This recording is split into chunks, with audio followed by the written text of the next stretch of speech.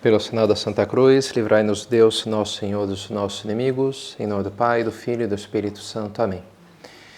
Meu Senhor e meu Deus, creio firmemente que estás aqui, que me vês, que me ouves. Adoro-te com profunda reverência. Peço-te perdão dos meus pecados e graça para fazer com fruto este tempo de oração. Minha Mãe Imaculada, São José, meu Pai e Senhor, meu anjo da guarda, intercedei por mim.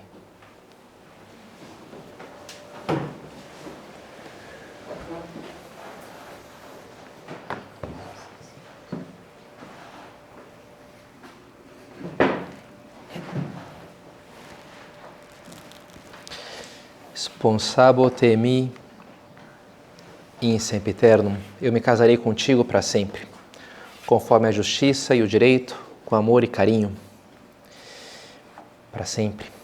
Queria pedir licença para vocês hoje, para a gente continuar falando de um tema que a gente já falou semana passada, que é um tema um pouquinho assim, que é o tema da morte.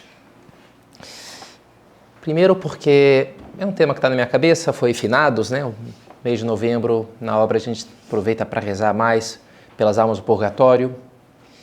Então, tema que está na minha cabeça. E segundo porque é um tema oportuno. Toda a tradição cristã sempre falou como é algo bom, pode ser bom espiritualmente, né, de meditar nessa questão da morte, né? Muitos santos que falam isso. Ainda que também é verdade que para algumas pessoas o tema da morte pode não ser muito saudável, né? Pode ser mais atrapalhar, pode até um pouco paralisar ou deprimir. Escutei de um seminarista que foi mandado lá para a Espanha para estudar num seminário internacional e ele era de língua inglesa.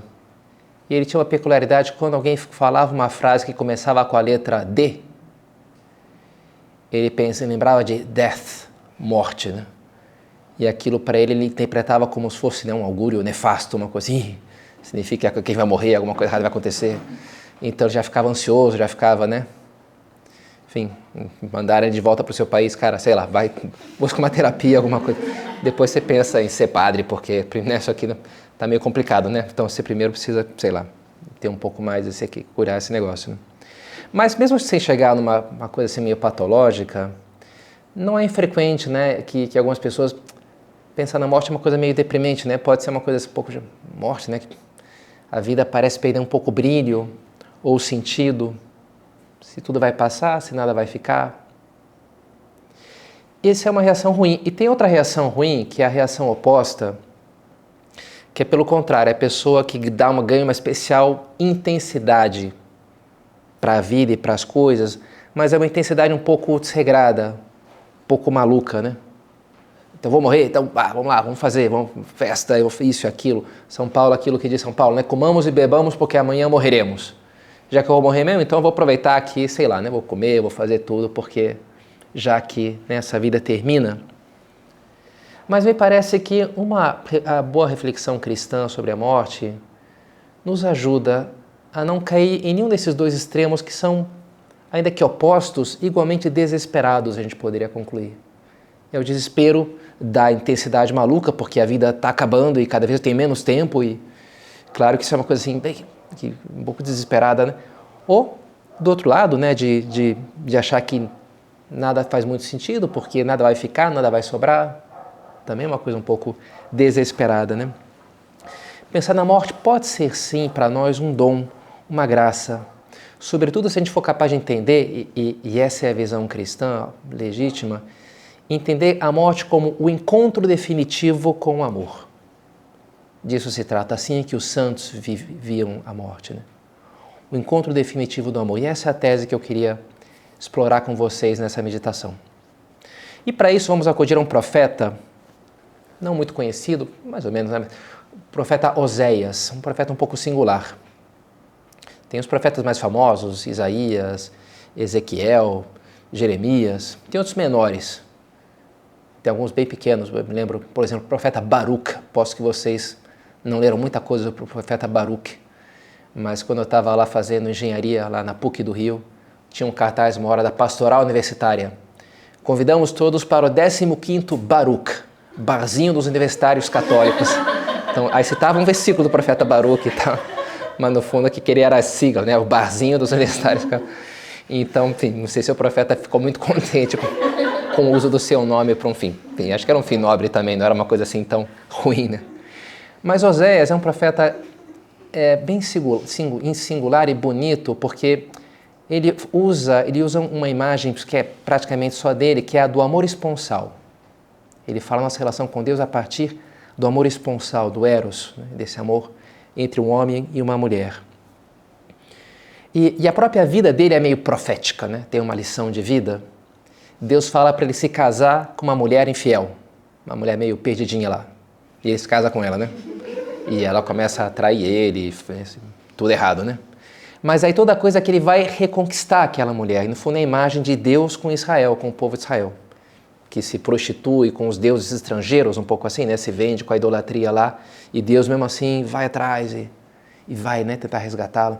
E no capítulo 2 tem uns versículos bonitos, diz assim: pois agora eu é que vou seduzi-la, outros te seduziram, eu que vou te seduzir, levando-a para o deserto e falando-lhe ao coração. Naquele dia, o oráculo do Senhor, ela passará a chamar-me de meu marido, não mais meu Baal. Eu me casarei contigo para sempre, conforme a justiça e o direito, com amor e carinho. Talvez esse é o versículo mais famoso, citado, por exemplo, pelo Bento XVI. Sponsabo te in me in sempiterum. Eu me casarei contigo para sempre. Então vamos ver passo a passo. Eu acho bonito toda essa cena aqui que monta aqui. Me parece uma bela imagem de como a gente pode enxergar a morte, né? Primeiro isso daí, vou te conduzir para o deserto. A moça tem que confiar, tem que se deixar conduzir. Confiança e fé na Bíblia é praticamente a mesma coisa, né? Uma palavra só para esses dois conceitos. E é o princípio, você tem que confiar, tem que ter fé. De Santo Inácio de Antioquia, pistis arche. Pistis, a fé, é o começo, arche. Arche, daí vem arquidiocese, arqui-inimigo, é o primeiro. O primeiro é a fé. Pistis, né?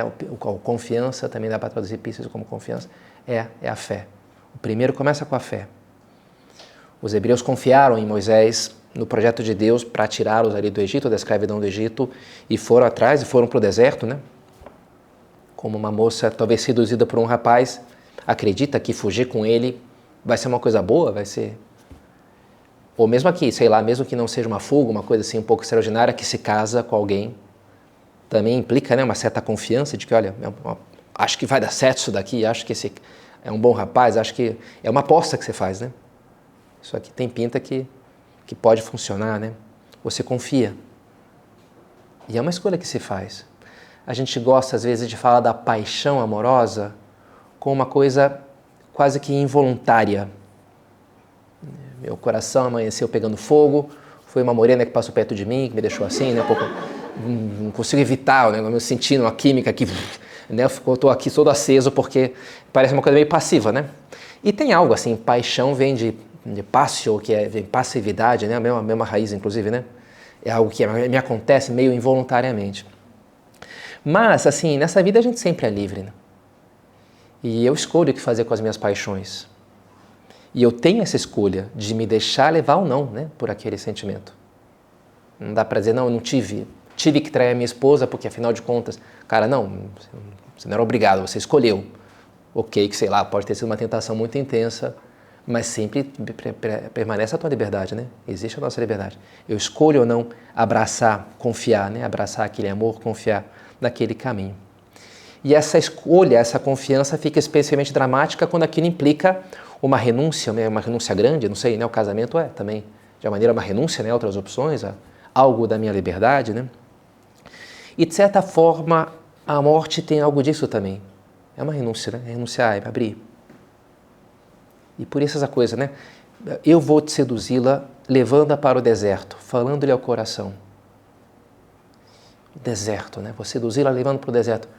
E talvez seja meio esquisito falar deserto, né? Se dissesse, vou levá-la para o cinema, sei lá, né?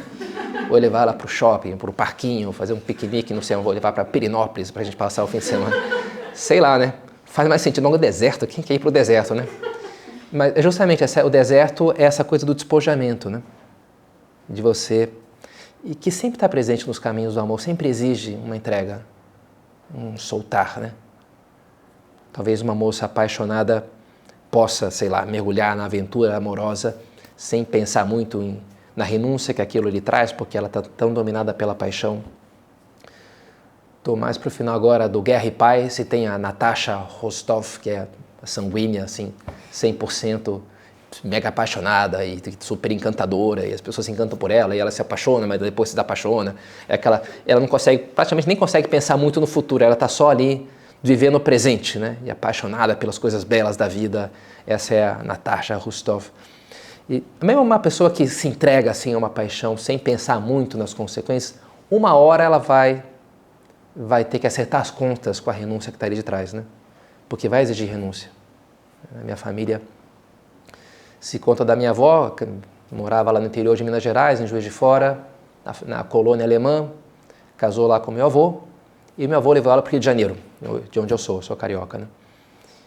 E ela disse conta que ela chegou na kitnet, que ele ia morar com meu avô, aqui no lugar, na zona norte do Rio de Janeiro, e ela essa é a nossa casa, né? E ela sentou e começou a chorar assim, nossa, onde é que eu fui amarrar o meu burro, né?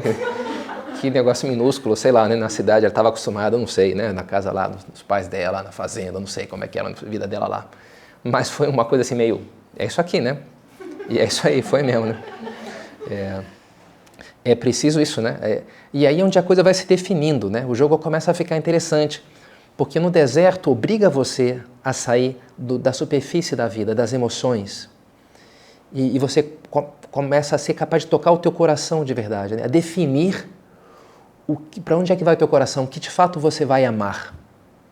Mais além de uma mera simpatia, um capricho, ou sei lá, sonhos meio vagos da adolescência, né? Você começa a se definir como pessoa. O que eu amo de verdade? O que eu quero? O que eu estou disposto a me sacrificar? E aí é no deserto que as coisas acontecem, né? Diz Moisés para o povo de Israel: o Senhor te conduziu ao deserto para te provar e conhecer o que havia em teu coração.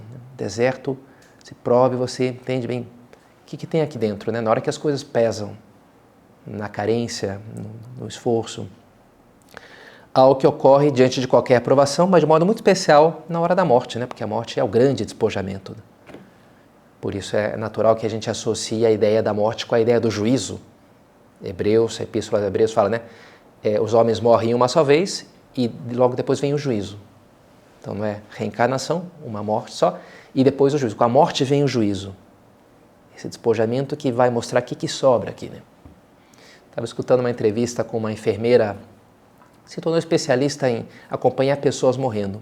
Fundou um hospice lá nos Estados Unidos, instituição para acompanhar as pessoas morrer nas suas próprias casas, e aí acompanhava também os familiares para as suas expectativas.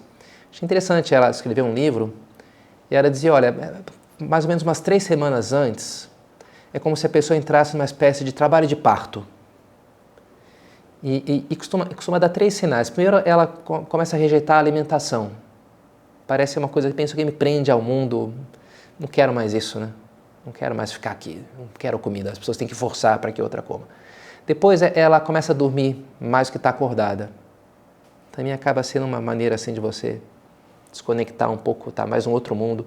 E por último, um grande desinteresse do que está acontecendo ao seu redor. A pessoa vem, fulano, chegou ciclano, visita, sei lá, tá nem aí, né? A pessoa tá lá, já você vê que ela tá em outra, assim, né? Parece uma maneira disso, esse ir para o deserto que vai se isolando, vai se despojando, né, das coisas dessa terra. E ela dizia também, a verdade é que, ainda que há padrões, as pessoas morrem de maneiras muito diferentes.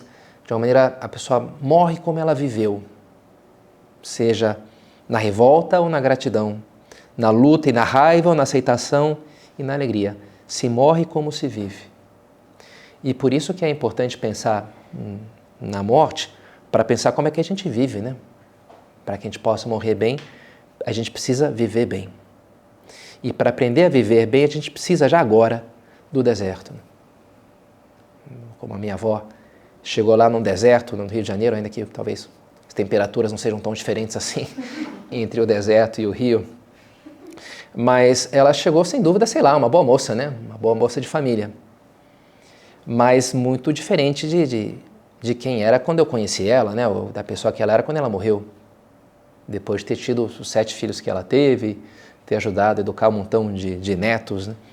De todo tipo de apertos. Aquilo foi o deserto da minha avó que transformou ela, né? Numa outra pessoa. Mas além de uma, sei lá, uma moça boa com suas boas intenções, né? E esse é o negócio, a gente precisa do deserto, não só porque o deserto, digamos, ele mostra o que a gente é, mas é ali que a gente se transforma na quem a gente está chamado a ser. Esse despojamento que torna possível esse entrar no nosso coração e mudar esse coração, que é o que nos importa, né? Que é o que vale a pena para isso que a gente está aqui nessa vida, né? Para mudar quem a gente é, para crer, engrandecer o nosso coração. E é por isso, né, que Deus diz pelo profeta, né, vou seduzi-la, levando-a para o deserto, falando ao coração. A voz de Deus é a voz que clama no deserto e no deserto nos fala ao coração. Naquele dia, oráculo do Senhor, ela passará a chamar-me de meu marido e não mais meu Baal. O que é isso de Baal? Era um ídolo, um deus ali daquela região, né? Então, é interessante, é como se Deus dissesse, olha, você vai substituir essa religião um pouco idolátrica, um pouco assim comercial, você faz umas coisas lá, que aí Deus te dá outras coisas, e vai estabelecer outro tipo de relação, né? Que é uma relação, isso, como a esposa e o marido. Eu não vou ser mais para Israel como um recurso. Vou fazer uma novena para passar no concurso, né? Vou rezar na missa para obter saúde. Bem, também não está ruim fazer essas coisas, né? Mas, não sei, oxalá a gente passe para desejar aquilo que Deus realmente quer nos dar. E que é o que realmente a gente quer, que não são tantos os seus dons ou coisas externas, mas Ele mesmo, né? O seu amor. É isso que a gente realmente precisa. É isso que a gente realmente quer. Minha oração esses dias, essa semana, agora perguntei ao Senhor, por que eu consigo sentir de forma tão clara, né, o teu amor por mim? É porque tem tanta gente que reza por mim? E de fato tem. Mas eu senti que ele me respondia, olha, não busque a causa do meu amor fora de mim mesmo. E não busque a causa de você não experimentar plenamente sempre esse amor fora de você mesmo. E aí onde está a eficácia das orações das outras pessoas e das tuas penitências, da tua luta. A eficácia disso não está tanto em mim quanto em você, em reduzir as tuas barreiras, os teus obstáculos, para perceber esse amor meu que sempre está te rodeando. Não é que ele aumenta porque você, né, foi na missa, sei lá, né? Eu sempre te amo com tudo, mas essas coisas todas vão diminuir a barreira, a tua incapacidade de perceber esse meu amor, né? Aí está a coisa, né? Está em mim, no meu coração, a barreira. Quando Adão peca, é ele que se esconde, não é Deus. É ele que fica com vergonha. Estava escutando esses dias uma palestra do professor Diego Reis, e ele falava, né, da filhinha dele, menor, lá, que quando ela faz uma coisa errada, ela põe as mãozinhas assim no olho, assim, meio se esconde e vai se afastando do pai, né, porque ela está com vergonha, então ela não quer ver nem ser vista, né, uma coisa curiosa, né, eu não estou vendo, então ninguém está me vendo. As crianças têm essa falta de lógica absurda, né, você não tô, cara, você não está vendo, mas eu estou te vendo, né? Mas na lógica dela é mútuo, né, vai e volta. Então não quero me esconder, né? Engraçado, né? A gente tem essa coisa da vergonha, porque aqui dentro tem uma coisa feia, né? Do coração do homem brota o que mancha o homem. Por que eu não quero abrir meu coração? Porque eu tenho vergonha do que está lá dentro, né? As trevas rejeitam a luz porque as suas obras são más, né? E por isso me abrir ao amor de Deus implica aceitar o meu pecado, me dar conta do meu pecado, né? Aceitar a minha miséria, a minha vulnerabilidade, os meus erros, a minha feiura, né? Do meu coração, na minha alma, diz São João Crisóstomo. Se não declaras a magnitude da tua dívida, não conhecerás a grandeza do perdão. Uma coisa depende da outra. Você vai se maravilhar da misericórdia e da bondade de Deus na medida em que você conseguir declarar a magnitude da tua dívida, perceber a gravidade do teu pecado, o tamanho do teu vício, os teus problemas, a tua sujeira, né? Bonito, no final do evangelho, do último evangelho de São João, depois da segunda pesca milagrosa, todo aquele diálogo de Pedro e Nosso Senhor. Pedro que ele diz, Senhor, tu sabes tudo, tu sabes que eu te amo. E a confiança dele de poder dizer isso, né? Tu sabes que eu te amo. Jesus pergunta, tu me amas? Tu sabes que eu te amo. Mas é verdade que ele diz isso depois de ter negado o Senhor por 3 vezes, e quando Jesus ia sendo levado embora, ter tido aquela troca de olhares com Cristo, que fez com que ele saísse e chorasse amargamente, e reconhecesse, tinha acabado de falar que ia dar a vida por Cristo e depois negou o Senhor vergonhosamente, né? Por 3 vezes, naquela mesma noite, pouco tempo depois. E ele se deu conta da sua arrogância, se deu conta do seu orgulho e da sua fraqueza, e aquilo lhe levou ao seu choro, né? Aquele choro lhe purificou para poder, então, amar plenamente e ter segurança do seu amor por Deus, do seu amor por Cristo. Isso bonito, eu escutava essa semana também, me inspirou para preparar essa meditação, uma maneira como São José Maria imaginava como ia ser a sua morte.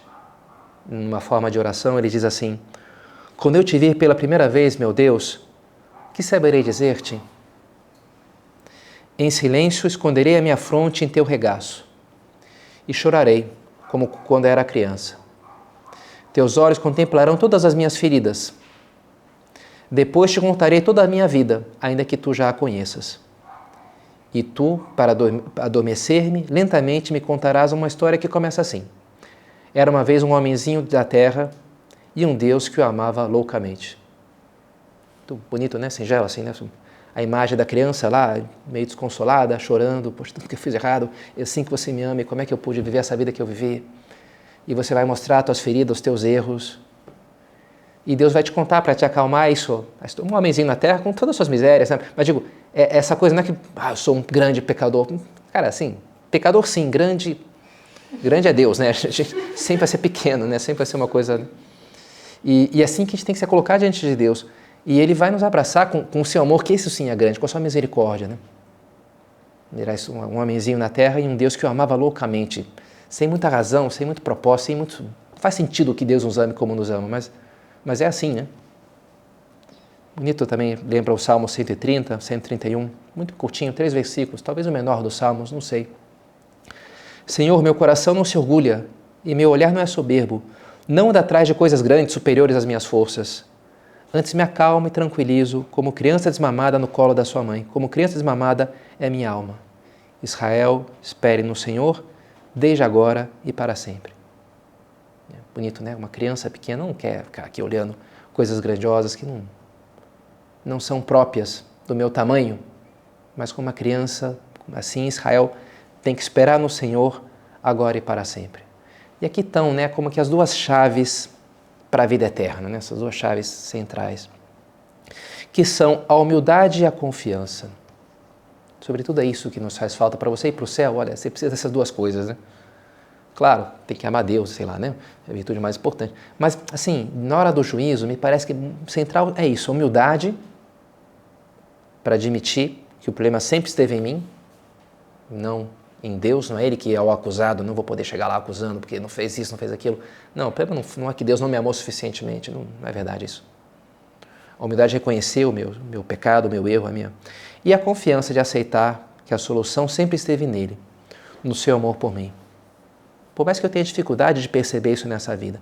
Mas justamente o juízo, né, o purgatório, essa dor na hora da morte, é o que vai me ajudar a ver, é esse choro que vai levar embora a trave que eu tenho nos meus olhos, né?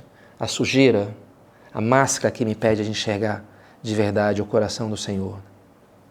E Ele que nos disse, se o teu olho for simples, todo o teu corpo estará iluminado. Então, à medida que o teu choro limpe, né, vai entrar a luz do meu amor. Né? É um pouco essa imagem.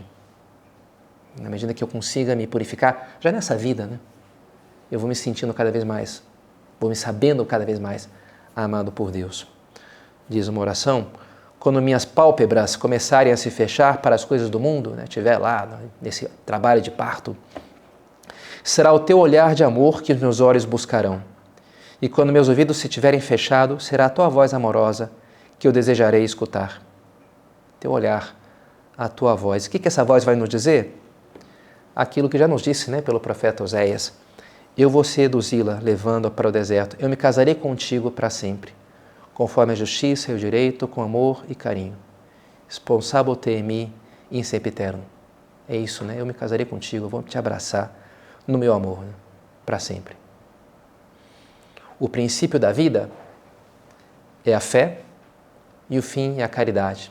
É o que a gente citou já de Santo Inácio de Antioquia. Pistis arche, a fé é o começo, agape telos. O amor é o fim. O amor é o final, o amor é a meta, o amor é o que termina. Agape telos. O fim é o amor. É o que nos aguarda, é o nosso fim. O amor é forte como a morte, diz o Cântico dos Cânticos, mas o Evangelho nos mostra mais, que o amor é mais forte que a morte. A ressurreição de Cristo nos mostra que é isso, que é mais forte. E essa é a nossa confiança. Depois do pecado, Adão e Eva, é verdade, se esconderam da presença de Deus, se taparam com vestes por vergonha e foram enviados para fora do paraíso.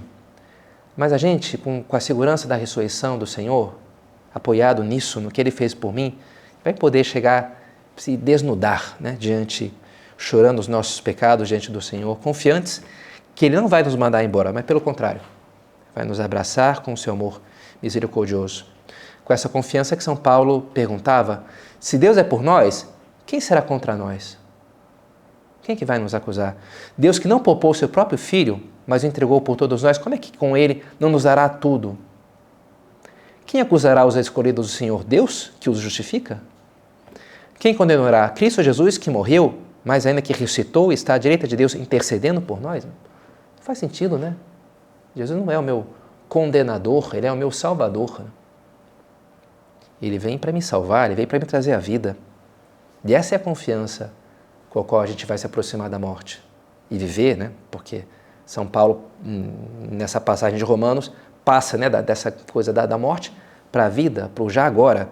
Quem nos separará do amor de Cristo? A tribulação, a angústia, a perseguição, a fome, a nudez, o perigo, a espada? Mas tenho certeza que nem a morte, nem a vida, nem os anjos, nem os principados, nem o presente, nem o futuro, nem as potências, a altura, a profundidade, nem outra qualquer criatura será capaz de nos separar do amor de Deus que está em Cristo nosso Senhor. Nada, né? É capaz de nos separar. Nada, nem os meus pecados, nem a morte. E como isso muda tudo, não é verdade? Você viver com essa convicção, com essa certeza, com essa segurança, bem, de certa forma, é já viver no céu. É já viver com essa segurança, é já viver com essa paz. De saber, né, que Deus nos diz, te desposarei, me casarei para sempre contigo, conforme a justiça, direito, com amor e carinho. É isso que te aguarda. Esses são os meus planos. Esse é tua vida eterna, isso é o teu destino. E assim a gente vai pelo deserto com essa alegria, com essa confiança. Quem é esta que sobe do deserto como coluna de fumaça perfumada de mirra e incenso? Quem é esta que sobe do deserto apoiada em seu amado? Pergunta o Cântico dos Cânticos e o Apocalipse remete um pouco a essa coisa, né, de Jerusalém, a esposa adornada para o seu marido, o encontro com Deus, que é a igreja, e que é Nossa Senhora. Nossa Senhora é essa que sobe do deserto, né? Ela perfumada no dia 1º agora, sábado passado, foram 75 anos da proclamação do último dogma mariano, foi o dogma da Assunção de Nossa Senhora, que foi proclamado em 1950, né? Pelo último, foi ele, Papa Pio XII. E como ajudará para a gente, né? Nas atitudes de Maria nessa vida e também como ela termina essa vida indo para Deus. Isso vai certamente nos ajudar a que seja uma fonte de modelo, de inspiração e de esperança para a nossa vida e para a nossa morte.